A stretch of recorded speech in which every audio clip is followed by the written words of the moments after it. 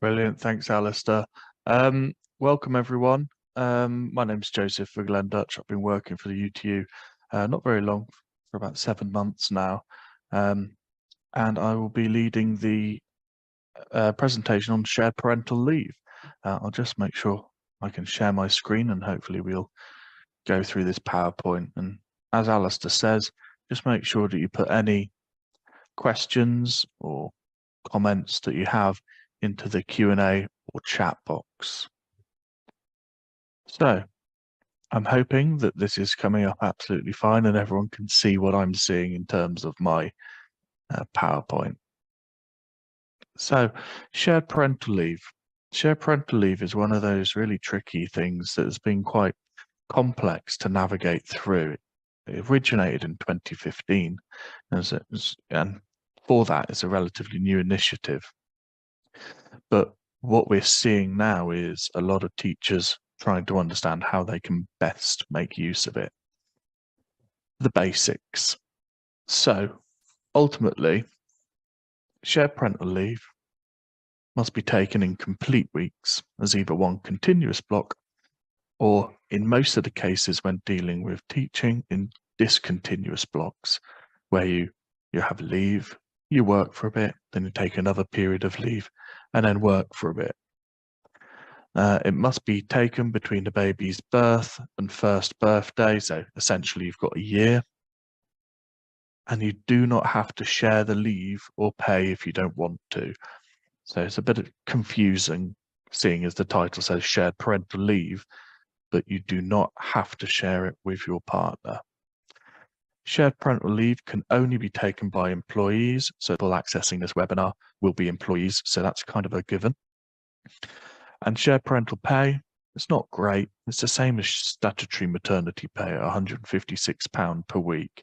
There's not an awful lot, but there are ways that you can maximize extra pay on top, which we'll go into later. And the main reason why most people are using it is because you can get paid in full over the periods of school closure. And note that I'm saying periods of school closure. To you and me, that's pretty much means the holidays. If you have any problems or questions, make sure you contact your local union office. They'll be able to help you out. So let's crack on. So the main sources for this presentation, we have used the Northern Ireland government website. It's got quite good information there. We've looked at the legislation, and the whole shared parental leave is encapsulated by the regulations set down in 2015, as I said. The Labour Relations Agency has also got some good information. I've consulted with the Department of Education Teachers Pay team to make sure that all the information I'm giving you is absolutely correct. Maternity Action is also a fantastic website. And then finally, obviously, we've consulted with our own specialists and solicitors within the 3 unions. So, eligibility.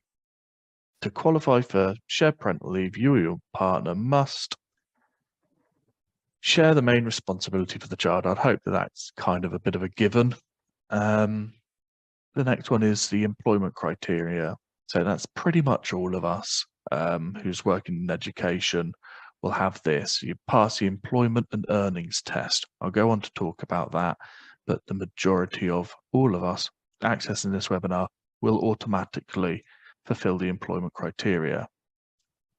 You need to have been continuously employed by your school for at least 26 weeks by the 15th week before the due date. Sounds confusing, but it's roughly pretty much from the conception of the child, or if you're adopting, when you've been notified of a match. Okay, so it's roughly that kind of 9-10 months before. And then obviously you need to make an application. You've got to give 8 weeks notice to the employer that you're looking to end your maternity and move on to shared parental leave and shared parental pay. If both you and your partner satisfy the tests, you'll both be eligible to share it. If only you satisfy the test, you can still take shared parental leave and access that shared parental pay. So this is the employment and earnings test that I talked about. Ultimately, within just over a year and three months before the baby is due, your partner must have been working for at least 26 weeks of those, they don't have to be consecutive, and earned at least £30 a week in average in 13 of those 66 weeks. Okay, so for the purposes of your eligibility as an education worker, your partner can be employed, they can be self-employed, or they can be an agency worker. I'm going to go on to an example, a worked example of where people are employed and self-employed later, depending on your partner. So don't worry too much about that at this stage. If your partner, however, is unemployed and doesn't fit that criteria set above, you're both not eligible for shared parental leave or shared parental pay. So your partner must be employed or self-employed or an agency worker for you to be eligible. The best way to check this, it's an English-based assessment thing, it's a gov.uk site, is this little eligibility check. It's just some little tick boxes, very simple, very straightforward, and you can kind of do a work example to see if you are eligible. If your partner's not eligible, don't worry because you still are. Okay. I spoke to the Department of Education pay team to ask them about how this works for temporary and those on NISTRA payment. And obviously they came back with temporary teachers are on the same terms and conditions as a permanent teacher. So you can access this. However, there's a bit of a caveat because a supply teacher cannot easily present for work during those holiday periods because the school is under no obligation to book or pay for them. So you have to ask your question of whether it'll actually work out for you. What it could do is extend that period that you can take shared parental pay, but you still won't be getting paid if you do return to work.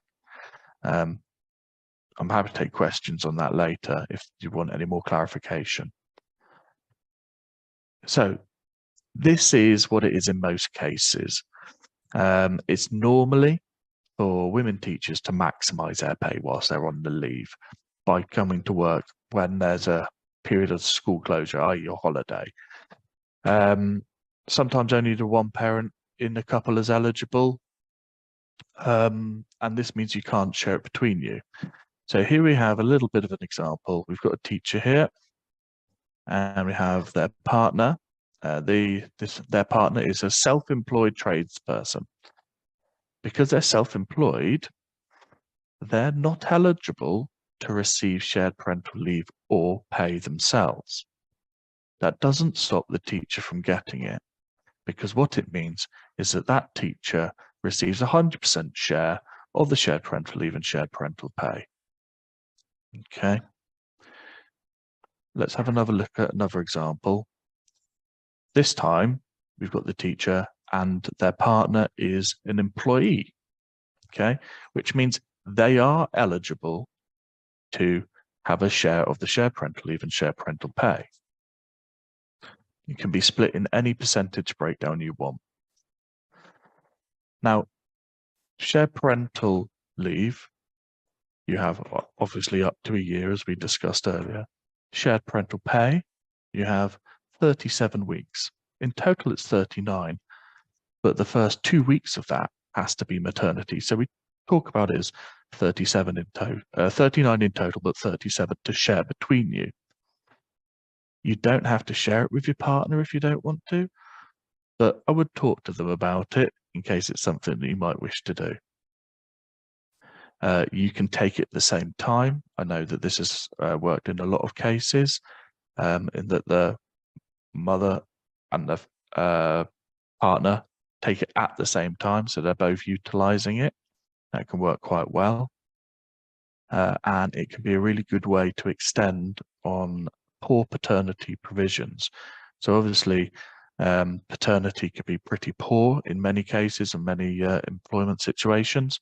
So using shared parental leave may help that partner, as particularly the male in this case, get more time. So, when do you stop your maternity? In order to use shared parental leave or shared parental pay, you have to stop your maternity leave. Okay, you can't go back onto maternity leave once you've stopped it. It has to be one or the other. When you do that will depend on when your due date is. We call it an EWC. That basically means expected week of confinement. It's just your due date. And when you start that again is kind of when that due date is going to fall near to holiday periods and how you can best utilize it. I'm going to do a worked example in a moment to kind of show you that. It has to be taken from the birth of your child. You can take up to a year, as I said, but 2 of those must be maternity. And of that 52 weeks, okay, you have a total of 32 weeks plus the 2, which is the maternity, paid at either occupational and statutory maternity pay or shared parental pay. You don't get 39 weeks for one and the other. You just get 39 weeks in total. So how does this then look? We've got an example here. So today is the 14th of March, 2023. And this woman teacher, her baby is due today. She started her maternity leave on the week commencing the 13th, so yesterday. She's on UPS 2. I just picked a random salary banding. She's full-time and she doesn't want to share it with her partner. Okay, like most of the scenarios we do, women don't tend to share it with their partners. So let's have a look at how it would look if it was just a maternity leave without using shared parental leave for 12 months. The entitlements is you get 4 weeks at 100% pay, 2 weeks at 90% pay, 12 weeks at 50% pay plus your SMP, which is your £156.66 at the moment. And then you get a further 21 weeks of statutory maternity pay. So those are the first 39 weeks. Obviously, there's a remainder of 13 weeks, but that wouldn't be paid, but you're still allowed to take the leave.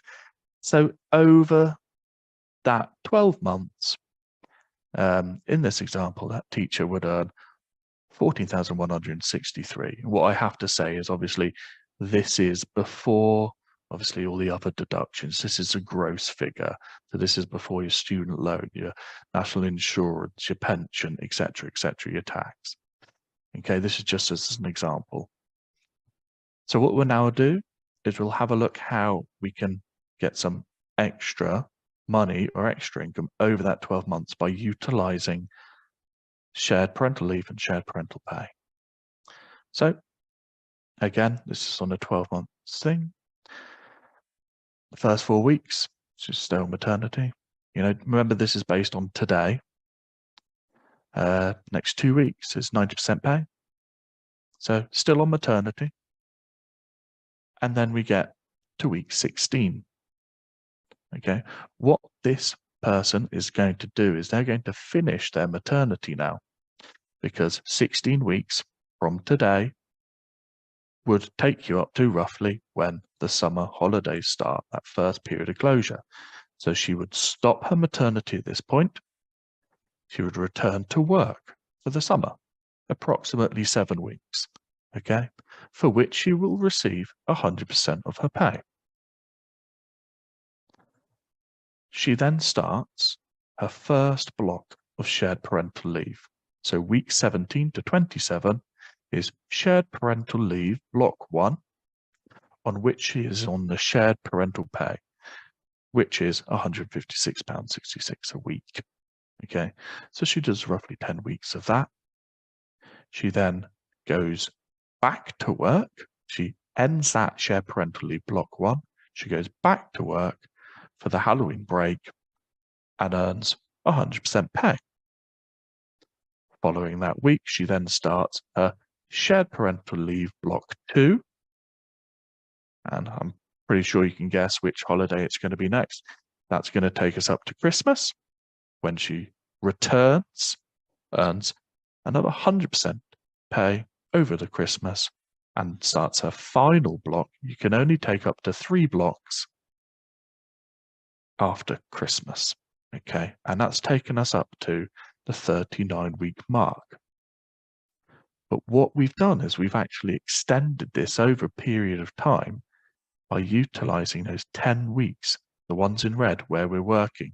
So we've extended that timing of pay by an extra 10 weeks, which means that there's only a remainder of 3 weeks left where she'll go on to nil pay. The difference then, when you total it up, is 21,000. So by utilizing shared parental leave and shared parental pay, this one example, just based on today, the difference is 6,858, which is a significant difference when you're looking at the worked examples between just maternity and then utilizing shared parental leave. Now, how your shared parental leave will obviously differ depending on how close you are on your due date to the holiday periods and what time of year, and that will affect the monetary enhancement. But you just go through those worked out scenarios and try and decide what's best for you. What a lot of people also do is actually they like to come back even a week earlier before the summer to work over the Baker days. It's entirely up to you and your circumstances. So looking at that same example, thinking about that same example, I put it in a timeline. I find that quite visually easy for me to understand. So here we have the 52 weeks of the year. Okay. The first example, which is the maternity only, looks a bit like this. You've got a block of your maternity pay, and then you're on nothing. Okay. So within that maternity pay, you've got the staggered down pay, but essentially it's just maternity pay for 39 weeks, and then you're on nothing. When we utilize the shared parental leave, it goes like this. We have the maternity pay up until the summer. The member then works, starts shared parental leave block 1, which is that period leading up to the Halloween break. Then they start shared parental leave block 2, which takes them up to Christmas. They then work over Christmas. That's an extra 2 weeks pay. And then they start shared parental leave block 3. Okay. So the amber and the green blocks add up to the 39 weeks, which means that there's only 3 weeks where she'll be on nil pay. She could go back to work at that point, but obviously that's entirely up to you and your circumstances. So that's kind of how it works on a timeline. Additionally to shared parental leave, you can also have in-touch days, just like you would for maternity.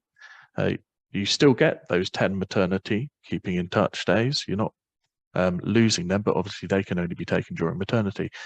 But in shared parental leave, you get up to 20 days shared parental leave in touch days. So we call them ITDs.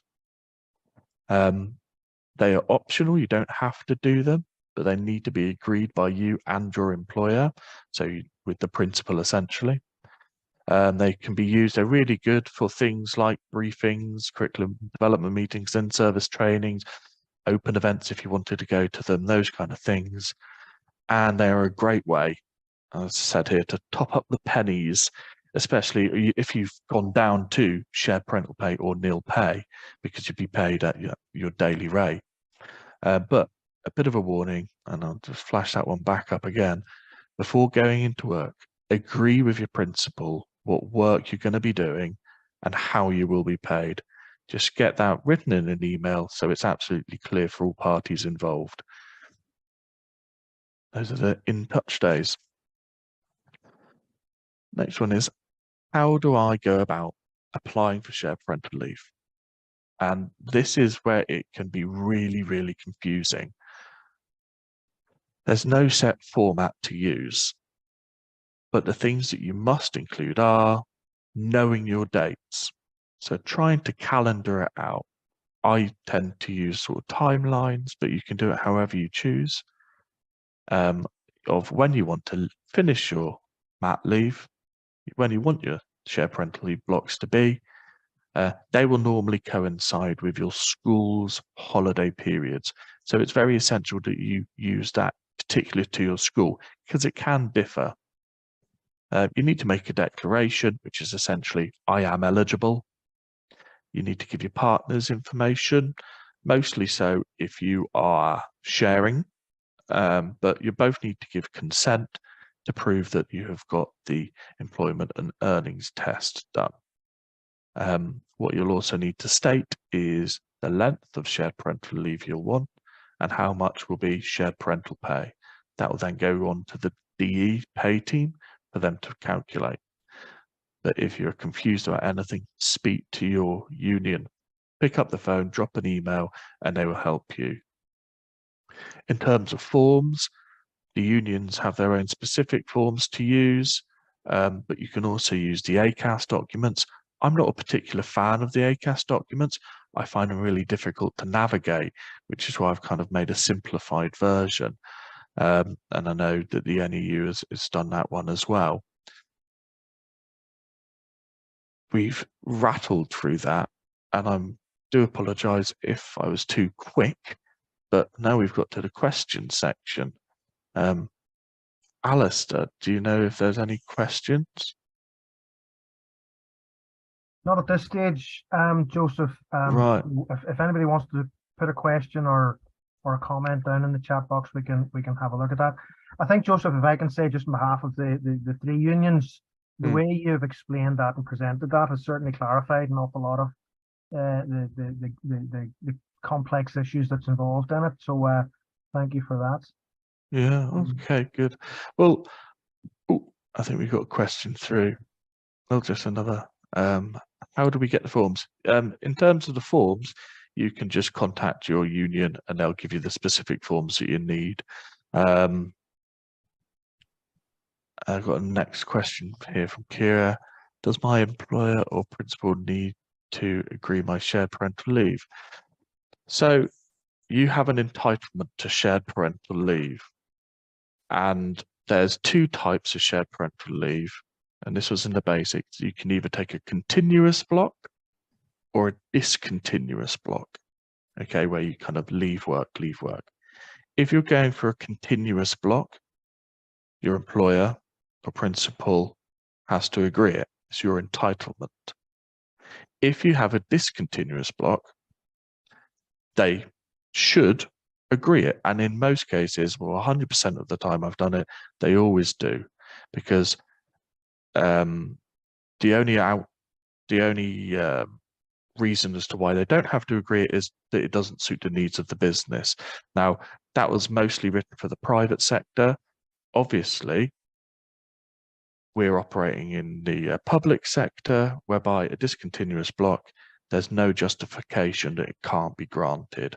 In fact, I would argue, on what grounds would they actually turn it down? Because you can accrue your holiday whilst you're on maternity leave. That's a legal entitlement, and essentially that's what you're capitalizing on. So it really should not be the case that you ever get it turned down. If you do get a request turned down or they're looking for further clarification, again, come back to your trade union and they will help it out, and they can just have that sort of frank discussion and get it squared. The webinar is going to be shared and my PowerPoint will be sent out as well. Got another question here. Does your partner need to inform their employer even if you aren't going to share the shared parental leave? Your partner doesn't need to inform their employer, no. If your partner's not going to take it, which is kind of most of the cases, that's fine. He can just go about his business, essentially, that his employer doesn't really even need to know. I think that's the questions so far. There's another couple of questions there, Joseph. The first one, does it affect the school budget and can the principal decline? It can affect the school budget, yes, because it's going to come out of the school budget. They can't decline on that basis because it's a, as I said earlier, you have earned that right to the holiday just like anyone else. In fact, if they did decline quoting that, there could potentially be a sexual discrimination case because they're saying that, well, actually, they're saying no to you working over that holiday period or returning to work, and the comparator would be your colleagues who would just be entitled to it anyway. So that excuse really wouldn't work in my eyes. Thanks, Joseph. And also would say that like all other types of leave that teachers are entitled to, if the employer does decline or refuse the request, there's usually a right of appeal, and at that point you'd be contacting us to support you through that process. There's another question, Joseph. If your partner was employed in the south of Ireland, are you still eligible? I'm not sure if you would be eligible, unless you can correct me, but I think you need to be, as you said at the start of the presentation, if you need to be employed, it should be employed in the same jurisdiction where the benefit is paid for through the tax system. So you would need to be working in the north, but that's my understanding. I could be wrong. Yeah, that's my initial understanding. However, if your partner was employed in the south, are you still eligible? Probably the initial. Sorry, Joseph, for butting in there, but I mean there are some where some situations where there is a tax is looked at between if you're living in the north and working in the south and vice versa. There are a number of things that are taken into account, but I'm not sure whether this would come into it. But as you said, you can take the shared parental leave on your own. So if that is not the case, then you could take it on your own. It's one we will look into, but I suspect it probably at this point wouldn't permit you to, but it is something we may have to look into. Yeah, don't let it put you off putting an application in anyway. It's always better to try for it and then get knocked back than to not try at all. Thanks, Joseph, and thanks, Nuala, as well. There's another question that's come in. Can your principal ask you to come in and work during the summer holiday? No. in the same way as that you can't be directed during that time, because it goes back to your time budget and that sort of aspect of your terms and conditions. You can't be directed to come into work because the school's not open. It's a period of closure. And likewise, going back to the comparator scenario, they wouldn't be requesting other teachers to come in. So why would they essentially victimize you? And again, could be sexually discriminate, but that would obviously need to be tested. Yeah, the only thing you need to be careful of there is the baker days on which the school is actually open. So. Yeah. Thanks. Another question, Joseph. If you have been off ill in the weeks up to the 15th week of pregnancy, does that affect your eligibility? No. Okay. Not to shared parental leave or shared parental pay, no. No. The only thing there, I suppose, as well to take into account that if you are off with a pregnancy-related illness in the 4 weeks up to your whatever your maternity leave is, that your maternity will be triggered. So that may have an impact on the dates that you're looking at, etc., and your time. So it's just that's the only position that I know of where being off ill could potentially affect it, but it's more to do with the dates as opposed to anything else. I think when it comes to sickness absence as well, just be mindful that that's a decision for medical experts, not a decision for your principal. We have had situations where a pregnant teacher has gone off with a kidney infection and the principal decides that's pregnancy related. Well, with all due respect, myself and Joseph can get a kidney infection, so therefore it couldn't be pregnancy related. So that decision should be either your GP, your consultant, or the school's occupational health advisor, but certainly it's not a decision that the principal can make. And it all depends on what your GP or consultant puts on your sick line. Yeah. If they say it's pregnancy related, and some things are, unfortunately, some things are, but other than that, it shouldn't be. Thanks, Nuala. Another question's come in. How will I know my SPL application has been approved? Will I receive confirmation? Yes, you should. So ultimately, you put in your shared parental leave application, you'll go to your principal in the first instance, and they'll normally take it to a governing body meeting where it's just kind of ratified and agreed. And then following that, your principal should write to you, probably via email, say, yep, all confirmed. It will go ahead as normal. They'll then pass on the required information, normally on that application form, onto the DE pay team, and then they can get that ball rolling. Obviously, if there is any significant change during your shared parental leave, God forbid something happens and you have to change it, obviously make sure you keep in contact with your principal to let them know, and they can then send on the relevant information again onto the DE pay team to readjust as per needed. But they should just write to you in an email following the governing body meeting. Thanks, Joseph. There's no other questions. If there are any further questions that folks want to lodge, we'll give you another minute or two. If there are no further questions, we'll probably bring it to a close. And just on behalf of myself and Nuala, I can thank Joseph for all the hard work that he's put into this. Just to reinforce one of the points that Joseph made during the presentation, everything that we have covered has been checked with the legislation and the department, so the advice is legitimate. Okay. Sorry, one last question here. Is there a particular code needed when using a split or a keeping in touch day? I think there probably is, and schools would know what that code is. I'm not sure what it is myself. Yeah, that would be the principal who'd be filling that in. It wouldn't be, and basically if the principal doesn't have it, they would just contact the department to ask which code they require. There's certainly nothing for the teacher to be concerned about. It's not a decision. I'd imagine it'd be on the same basis as the maternity kit day, probably. Yes. Oh, we've got one more question.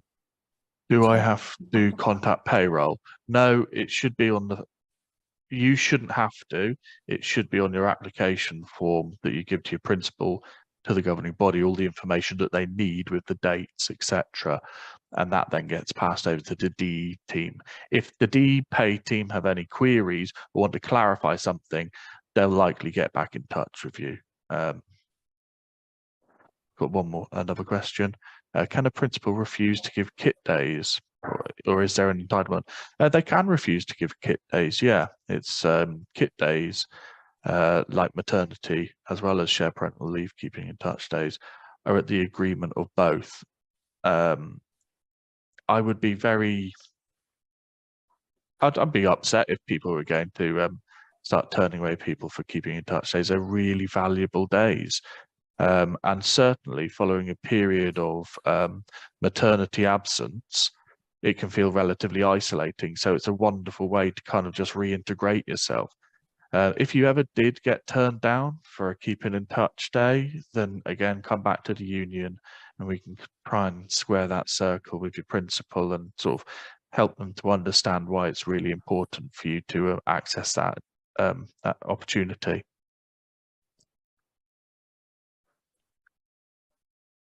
Okay, if there's no more questions, just to remind people that we will endeavour to get this recording uploaded as soon as we possibly can. And every time we go to stop, there's another question comes in, which is fine, folks. If my partner is not taking SPL, do I have to complete employment details and national insurance, etc., on forms? Not necessarily, no. Your employer doesn't need to know his employment details if you're not sharing it. It's not applicable. All they need to get from your partner is a declaration that they have done that employment and earnings test. Okay, because obviously he needs to prove that he is in some way employed, self-employed, or an agency worker. That's basically just checking that he's not unemployed. Thanks, Joseph. Last chance for any final questions then? Countdown.